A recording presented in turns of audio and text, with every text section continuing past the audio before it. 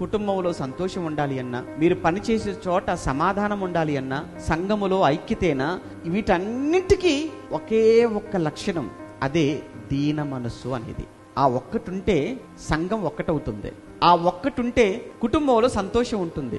ఆ ఒక్క లక్షణం, ఆ దీన మనస్సు అనే ఆ చక్కటి గుణం మనకుంటే మనం పనిచేసే చోట అది ఎక్కడైనా కావచ్చు, అక్కడ సమస్యలు ఉండవు, అక్కడ సమాధానమే ఉంటుందండి. ఏంటండి దీన మనసు అంటే? అదే చెప్పాం కదండి, తగ్గించుకోవటం. నేనే గొప్ప అనేటువంటి ఆ ఆలోచన పొరపాటును కూడా మన మనసులోకి రాకూడదు. వచ్చింది అని అంటే అక్కడ కుటుంబంలో సంతోషం ఉండదు, సంఘంలో ఐక్యత పాడైపోతుంది. మీరు పనిచేసే చోట మీకు అక్కడ కలహాలు తప్ప సమాధానం ఉండదు.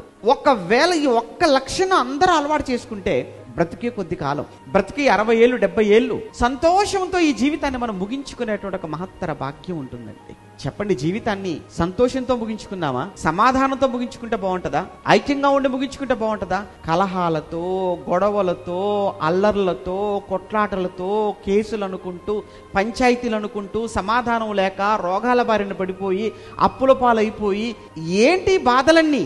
వీటన్నిటికీ కారణం, వీటన్నిటికీ మూలం ఒక్కటే. ఏంటంటే దీన మనస్సు అనేటువంటి ఒక వస్త్రం నీకు లేకపోవటం, ఆ లక్షణం నీకు లేకపోవటం.